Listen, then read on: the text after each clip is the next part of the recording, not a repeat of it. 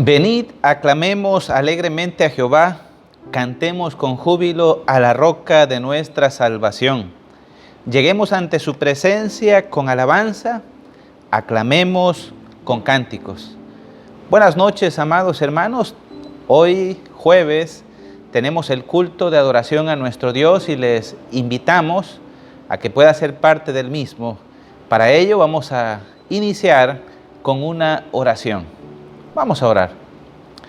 Padre Celestial, en esta noche nos acercamos a ti agradecidos por este tiempo, Señor, de adoración, de alabanza a tu santo nombre, pero también, Señor, un tiempo para meditar en tu palabra, para recibir, Señor, ese alimento que a través de tu Hijo, Señor, nos traes en esta noche.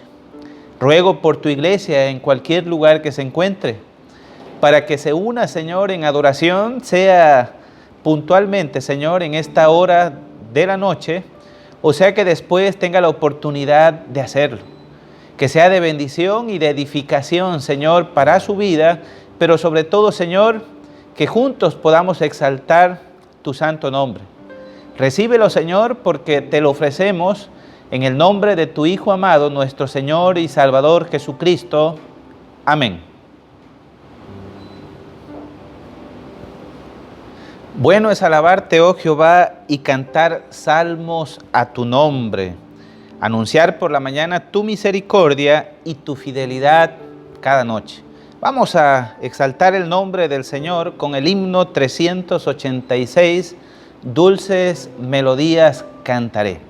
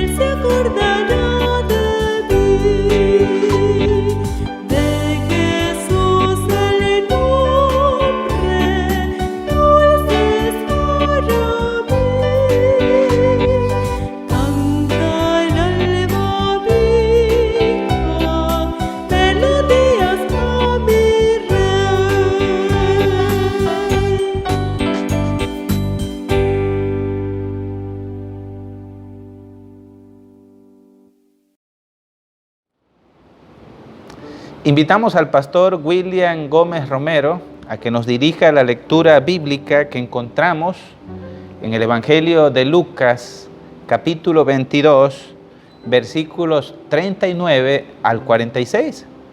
Así que abra su Biblia y acompañemos al pastor en esta lectura. La palabra del Señor dice así en Lucas 22. Y saliendo, se fue como solía al monte de los olivos, y sus discípulos también le siguieron. Cuando llegó a aquel lugar, les dijo: orad que no entréis en tentación. Y él se apartó de ellos a distancia como de un tiro de piedra, y puesto de rodilla, oró, diciendo: Padre, si quieres, pasa de mí esta copa, pero no se haga mi voluntad, sino la tuya. Y se le apareció un ángel del cielo para fortalecerle, y estando en agonía, oraba más intensamente, y era su sudor como grandes gotas de sangre que caían hasta la tierra. Cuando se levantó de la oración y vino a sus discípulos, los halló durmiendo a causa de la tristeza. Y les dijo: ¿por qué dormís? Levantaos y orad para que no entréis en tentación. Amén. Recibimos con actitud de reverencia el mensaje de la palabra de nuestro Dios, que en esta ocasión se encuentra a cargo del presbítero Pedro Martínez Hernández. Nuestro hermano es pastor de la iglesia Lirio de los Valles, la cual se encuentra en la colonia Nueva Pensiones. Tenemos el tiempo con nuestro hermano. Muy buenas tardes, amadas hermanas y hermanos. Reciban un saludo de parte de la Iglesia Nacional Presbiteriana Lirio de los Valles de la colonia Nueva Pensiones, y nos llenamos de alegría, de gozo y de contentamiento que en medio de todo lo que está sucediendo el día de hoy, el Señor nos concede la oportunidad de reunirnos en su casa de oración para alabar y glorificar su santo y bendito nombre, porque déjeme decirle que donde dos o tres están reunidos, ahí está el Señor. Así dice su palabra. En esta preciosa noche yo quisiera invitarle a que leyéramos nuevamente la Escritura, allí en el Evangelio según San Lucas, en el capítulo 22, y vamos a leer de los versos 39 al 46, y tocando el tema, 3 pasos en medio de la crisis. Dice la palabra del Señor: saliendo se fue como solía al monte de los olivos, y sus discípulos también le siguieron. Cuando llegó a aquel lugar les dijo: orad que no entréis en tentación. Y él se apartó de ellos a distancia como de un tiro de piedra, y puestos de rodillas oró, diciendo: Padre, si quieres pasa de mí esta copa, pero que no se haga mi voluntad sino la tuya. Y se le apareció un ángel del cielo para fortalecerle, y estando en agonía oraba más intensamente, y era su sudor como grandes gotas de sangre que caían hasta la tierra. Cuando se levantó de la oración y vino a sus discípulos, los halló durmiendo a causa de la tristeza, y les dijo: ¿por qué dormís? Levantaos y orad para que no entréis en tentación. Padre, te damos gracias en esta preciosa noche porque nos da la oportunidad de poder acercarnos ante el trono de tu gracia para recibir de tu mano el alimento espiritual de tu palabra. Te pedimos, Señor, y te agradecemos el perdón de nuestros pecados. Perdona mi pecado, límpiame de mi maldad, y permite, Señor, que el mensaje de tu palabra venga a cada una de nuestras vidas. Que sea tu Espíritu Santo el que hable a cada una de nuestras mentes y corazones, Padre bendito, de manera que tu nombre sea glorificado. Padre, gracias porque tú eres bueno y tienes misericordia de todos nosotros, Padre. Te agradecemos todo esto en el nombre de Cristo, nuestro Señor y Salvador.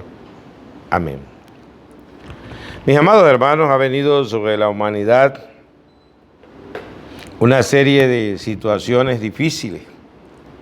Primero, la llamada pandemia.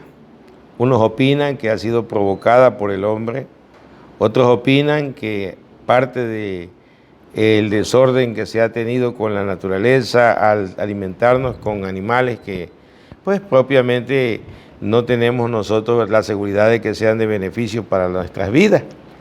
El hecho es que sea de una manera o sea de la otra, estamos viviendo hoy una etapa bastante complicada. Ya tenemos casi de 9 a 10 meses de estar viviendo en esta situación debido a ese virus que inicialmente era parecido a la gripa, nada más que con la diferencia de que este ataca los pulmones y los destruye. Luego vienen los problemas colaterales, la situación económica, los desplazamientos, la falta de trabajo, los conflictos a causa de las situaciones de comercio. El comercio se ha desplomado, los restaurantes están cerrando, sociedades enteras se han puesto bajo toque de queda, países han tenido crisis tremenda en sus cuestiones económicas y de salud, los hospitales llenos y mucha gente muriendo en sus casas sin atención médica. Y en nuestro país, bueno, esto no ha sido una excepción, también hemos enfrentado esta dificultad. Bendito sea Dios de que, bueno, aunque para nosotros pareciera que es una situación muy difícil, frente a otros casos realmente hemos sido bendecidos. Y ahora, pues el tema de las inundaciones, ¿verdad?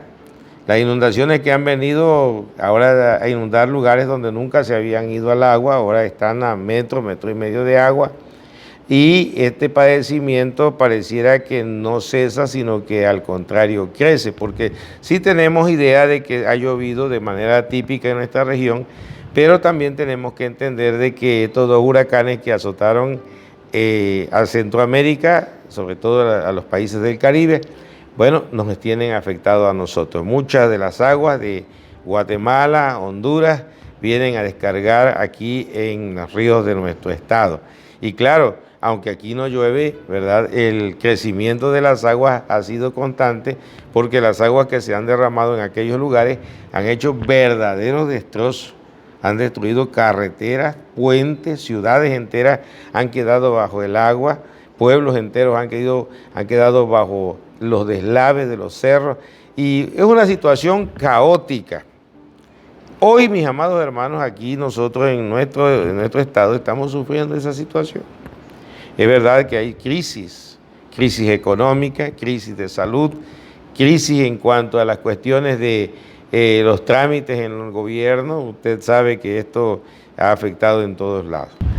Dice la Escritura allá en Eclesiastés, capítulo 9, verso 2. Todo acontece de la misma manera, a todos. Un mismo suceso ocurre al justo y al impío, al bueno, al limpio y al no limpio, al que sacrifica y al que no sacrifica, como al bueno, así al que peca, al que jura como al que teme en juramento. Amados hermanos, las situaciones de crisis nos vienen a todo ser humano por el simple y sencillo hecho de vivir en este mundo. Recordemos, amados hermanos, que este mundo está bajo maldición. Desde el día en que Adán y Eva pecaron y fueron echados del paraíso, en el mundo vino todo este tipo de calamidad. La envidia, la amargura, el odio, el rencor, el homicidio, ¿verdad?, invadieron este mundo y mancharon la creación. Por eso Isaías dice que este mundo gime esperando la redención, el día de la redención. Es decir, amados hermanos, que mucho de lo que está sucediendo a nuestro alrededor es parte de nuestra realidad, parte de nuestro quehacer diario. Pero que, como dice la palabra, viene sobre el justo y el injusto. Y este es el ejemplo más claro, mis amados hermanos, que a nosotros nos ayuda a comprender por qué nosotros enfrentamos las crisis. Usted se ha hecho esta pregunta, muchos se han hecho esta pregunta y le han dado una respuesta equivocada. Algunos piensan que las crisis vienen porque Dios los ha abandonado. Otros piensan que la crisis viene, ¿verdad?, porque Dios no escucha la oración, porque se olvida de su pueblo, o porque está muy ocupado, o simple y sencillamente porque nos está castigando. Hay gente que dice, yo estoy sufriendo toda esta situación porque Dios me está castigando. Le tengo una noticia, mi amado hermano y mi amada hermana. Estamos viviendo esta situación porque esto es parte de nuestra realidad en este mundo. La vive usted, la vive cualquier persona de su colonia, la vive cualquier persona de su iglesia y la vive también usted, también como cualquier otra persona. Una de las personas que vivió esta crisis fue nuestro Señor Jesucristo. Dice la Biblia que cuando Él estaba saliendo, ¿verdad? Salió al Monte de los Olivos y los discípulos le siguieron. ¿De dónde salió el Señor? Amados hermanos, la humanidad no ha visto un hombre más bueno, más bondadoso, más misericordioso que nuestro Señor y Salvador Jesucristo. Dios encarnó en la persona de Cristo y vino a este mundo a darnos una buena noticia. Y esa buena noticia es que a pesar de nuestra incredulidad, de nuestra rebeldía, de nuestra maldad, de nuestra desobediencia, a pesar de nuestro alejamiento de Dios y del merecimiento del castigo eterno, Dios nos ama.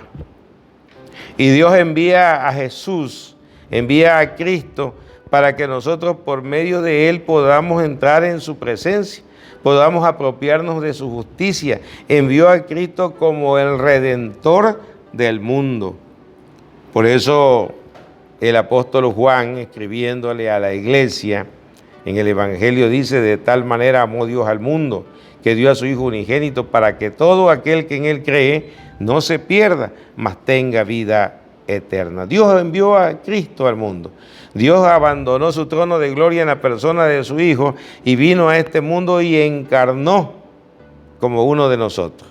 Vivió bajo las limitaciones de este mundo. Vivió bajo la ley que Dios había dejado a este mundo. Él cumplió con todo lo que Dios había demandado en su palabra para la vida de su pueblo. De hecho, Jesús le dijo en una ocasión a los que lo acusaban, los fariseos, los religiosos de su tiempo: si ustedes conocen algún pecado, pueden acusarme de él. ¿Y qué pasó? Nadie lo culpó de pecado, porque el Señor, amados hermanos, jamás cometió pecado. Y ahora, en este momento, está saliendo precisamente de una cena con sus discípulos, donde ha ido preparando, enseñando y consolando a sus discípulos por la situación que había de enfrentar en la cruz del Calvario. Porque Jesús es Dios. Él conoce todo, sabe todo. Él sabía que a pocas horas había de tener un encuentro con la muerte. Y una de las muertes más crueles, más dolorosas, más vergonzosas que hombre alguno había de sufrir. Y a pesar de que él sabía el sufrimiento que tendría en aquella cruz del Calvario, había tratado al hombre con suma bondad. Trató con suma bondad y misericordia al hombre que comía con él, que metía la mano en el plato con él, que se reclinaba en su pecho, que gozaba de la confianza de Dios, de la confianza de Cristo al confiarle los dineros, los recursos que el ministerio de nuestro Señor Jesucristo utilizaba cuando iba predicando la palabra de Dios. Aquel hombre de suma confianza lo habría de traicionar. Sabía que el hombre que él también amaba, aquel hombre tosco, impulsivo, aquel hombre que actuaba de manera impertinente, pero que amaba al Señor, lo había de traicionar también. Sabía que los discípulos lo habrían de abandonar. Sabía que las multitudes que días antes lo habían aclamado, lo habían exaltado a su entrada en Jerusalén y que le habían dicho: viva, viva el Rey, el Hijo de David, hosana al que viene en el nombre del Señor, habían de cambiar su testimonio al gritar en aquel pretorio: crucifícale, crucifícale, crucifícale. Lo sabía.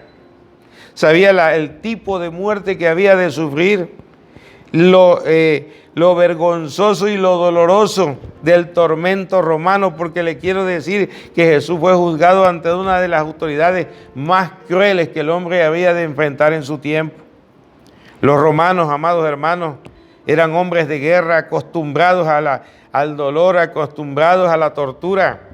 no se tentaban el corazón para castigar a todos aquellos que eran de reos de delitos y sobre todo aquellos que habían de ser condenados a muerte y muerte de cruz, porque solamente se colgaban a los traidores y a los homicidas, parricidas, aquellos hombres que verdaderamente habían hecho delitos terribles, eran colgados.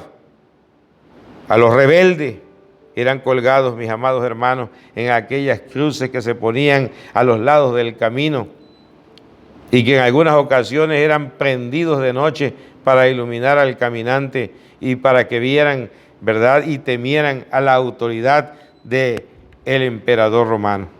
Lo sabía Jesús. Sabía que le esperaban horas tremendas de contradicción, de dolor, de padecimiento físico, porque la crucifixión era algo terrible para el hombre. El hombre sufría deshidratación, el hombre sufría bajo las inclemencias del tiempo, el hombre sufría los estertores de agonía, de las altas temperaturas, de las fiebres que tenía que enfrentar con las infecciones que tomaba en aquel lugar. Lo sabía el Señor. Y por eso, mis amados hermanos, al conocer esa crisis, nuestro Señor Jesucristo, podemos aprender nosotros cuando menos 3 pasos en medio de la crisis. El primer paso, la oración. ¿Qué hizo el Señor cuando terminó de dar las instrucciones? ¿Qué hizo el Señor cuando terminó de aconsejar a los discípulos? ¿Qué hizo el Señor cuando terminó de mostrar su cariño, su estimación y su respeto para cada uno de ellos? Salió al monte como solía hacerlo para orar. Amados hermanos, nosotros como cristianos sí oramos al Señor, claro que oramos. Oramos en el templo, oramos en la casa, oramos a veces cuando tenemos problemas difíciles, a veces nosotros nos jactamos cuando hemos intentado una solución, hemos intentado otra solución, hemos buscado una ayuda, hemos buscado en otro lugar y ya después decimos, bueno, lo que me queda es orar.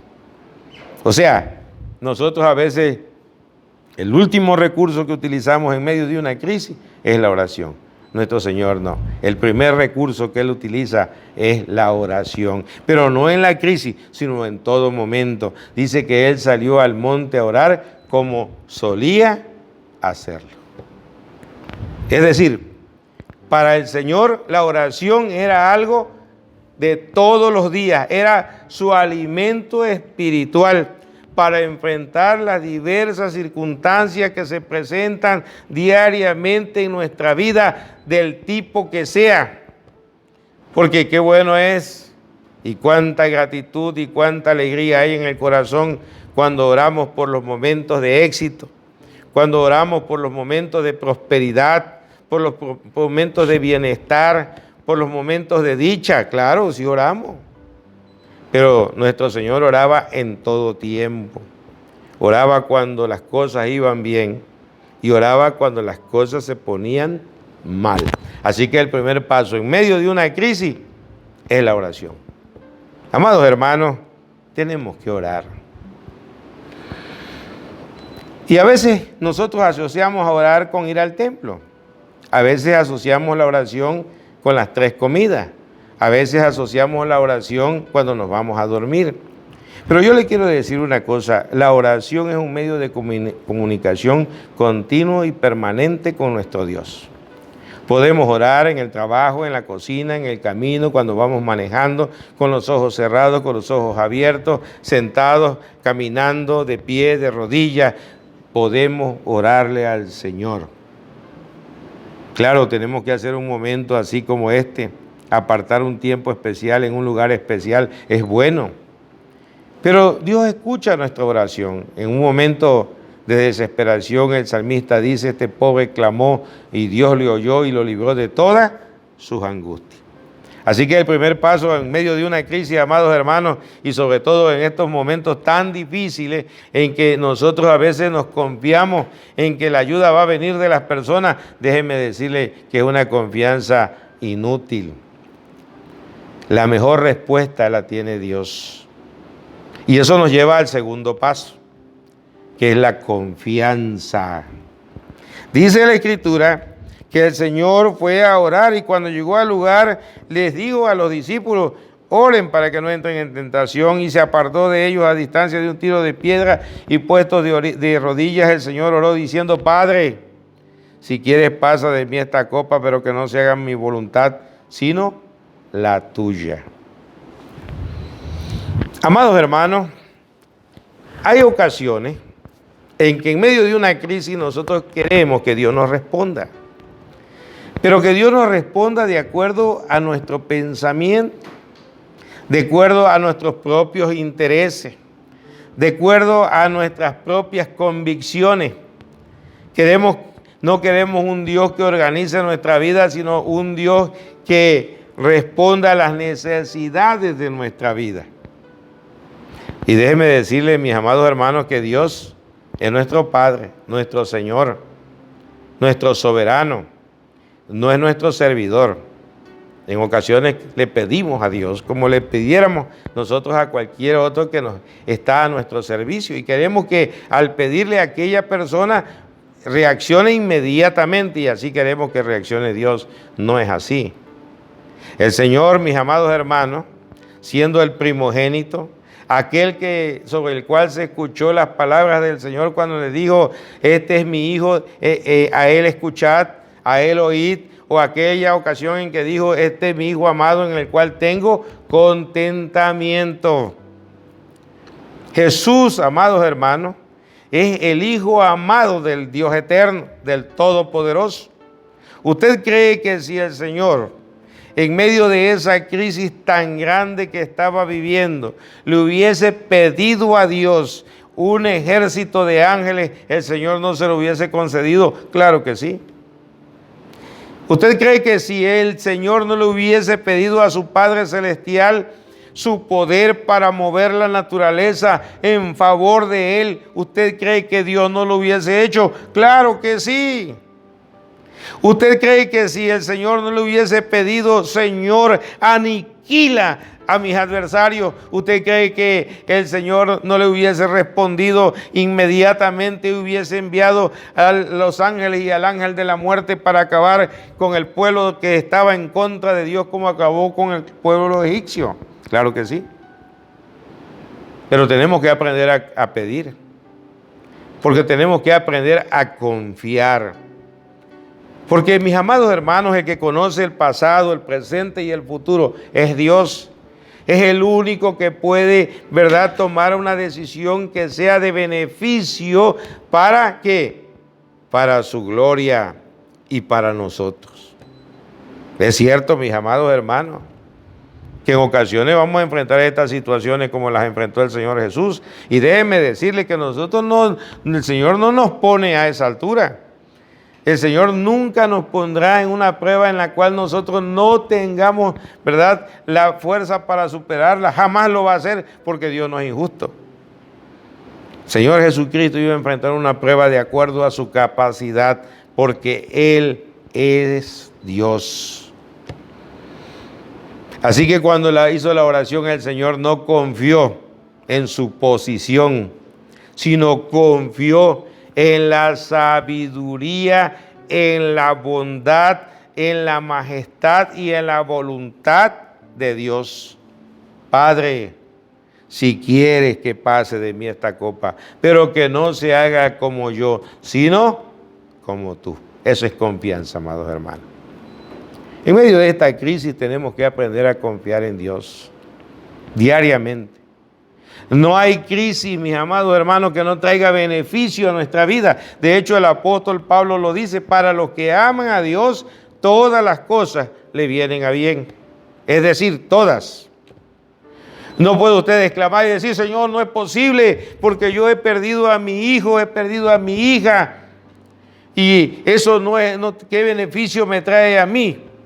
Bueno, quizás usted en el momento no, pero a su hijo o a su hija quizás sí, porque Dios conoce el futuro. Y si Él nos llama, amados hermanos, es porque Él quiere que nosotros seamos bendecidos de una manera total, absoluta y permanente, como dice el salmista. ¿verdad? Estimada es a Jehová la muerte de sus santos. Dios sabe por qué, para qué y el propósito del por qué. Amados hermanos, tenemos que confiar en Dios. Duele, duele. Al Señor le dolió en su cuerpo, le dolió en su alma, le dolió en su espíritu.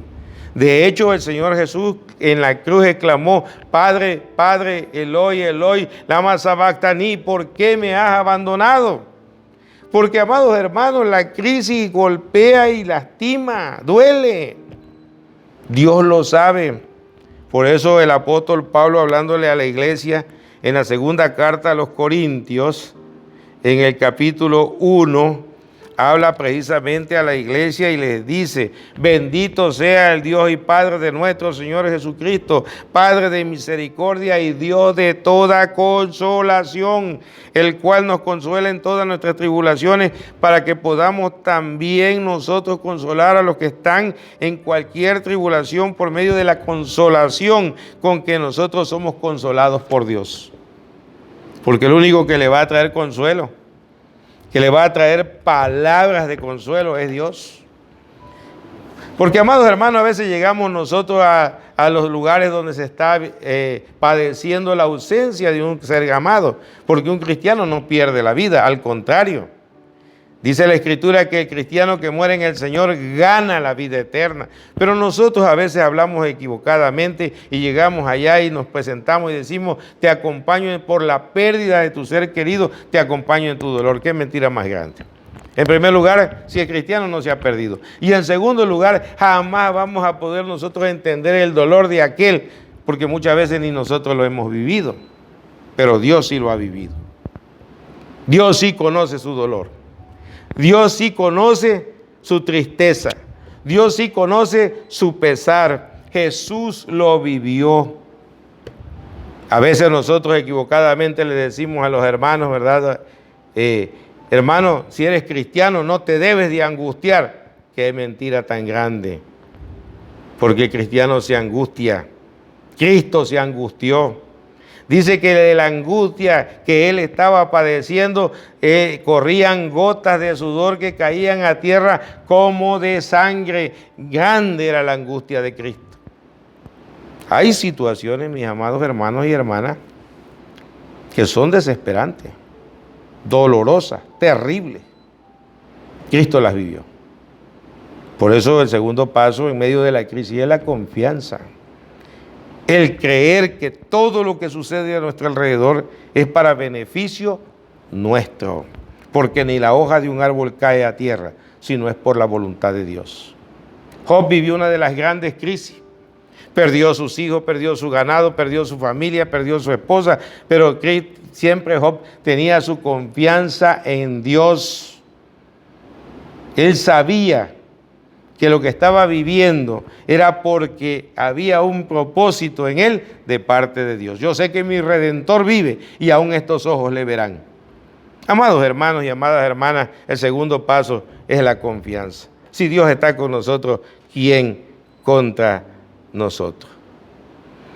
Y el tercer paso es precisamente levantarse. Dice: y se le apareció un ángel del cielo para fortalecerle, y estando en agonía oraba más intensamente, y era su sudor como que grandes gotas de sangre que caían hasta la tierra. Cuando se levantó de la oración y vino a sus discípulos, los halló durmiendo a causa de la tristeza, y les dijo: ¿por qué dormís? Levantaos. Amados hermanos y amadas hermanas, tenemos que ponernos de pie. Tenemos que levantarnos. Las crisis son para que caminemos.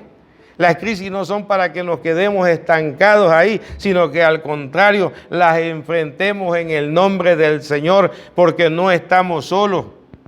Cuando el Señor estaba orando, dice que un ángel del cielo vino ¿para qué? ¿Trajo un ejército de ángeles para destruir a sus enemigos? No. ¿Trajo un montón de víveres? No. Dice que Él vino para fortalecerlo. Es decir, para darle la fuerza necesaria para enfrentar la situación y la adversidad que estaba viviendo. Tenemos que levantarnos en el nombre del Señor. fortalecidos por el poder de su Espíritu, podemos nosotros salir adelante y enfrentar lo que venga sobre nuestras vidas, sabiendo que Dios tiene cuidado de nosotros. ¿Sabe usted que nosotros no tenemos con qué pagar nuestra salvación? ¿Sabe usted, mi amado hermano y mi amada hermana, que no hay un solo ser en el mundo que pueda presentarse delante de Dios basado en su propia justicia? Usted y yo estamos aquí, no porque seamos los mejores religiosamente hablando, o porque seamos las personas más moralmente sanas que puedan existir en este mundo, o porque tengamos el conocimiento teológico o intelectual de la palabra de Dios. No, usted y yo estamos aquí por gracia soy salvo, dijo Pablo, por medio de la fe. Y esto es un regalo de Dios. Esa fe que hay en mi corazón y que hay en su corazón es porque a Dios le ha placido dárnosla. Por eso tenemos gratitud y tenemos temor. Porque, amados hermanos, si Dios nos juzgara por nuestros actos, todos estaríamos condenados. Pero Dios ha tenido misericordia de nosotros. Y a pesar de nuestra desobediencia, a pesar de nuestra rebelión, a pesar de nuestra incapacidad, Dios tiene cuidado de nuestras vidas. Tuvo cuidado de la vida de Pedro, tuvo cuidado de la vida del discípulo que dijo: si no metiere mi mano en el costado y metiere mi dedo en sus manos, no creeré. Tiene cuidado, mis amados hermanos, de todos aquellos que Él ha inscrito por su misericordia y su bondad en el libro de la vida. ¿Vienen las crisis? Sí. Vienen las crisis, a todos, al justo y al injusto, al impío, ¿verdad? Y al bueno, al pobre y al negro, al rico y al pobre, al niño y al anciano. No hay nadie que pueda escaparse de las crisis, porque aún nuestro Dios las vivió en carne propia en la persona de Cristo. Pero una cosa es cierta, solamente tenemos una gran bendición. Dios nos ama, por eso dijo Juan, ¿verdad? De tal manera amó Dios al mundo para que todo aquel que en Él cree no se pierda, mas tenga vida eterna. Que el Señor nos bendiga. Amén. En respuesta a la palabra del Señor, vamos a cantar juntos el himno 366, Dios cuidará de ti.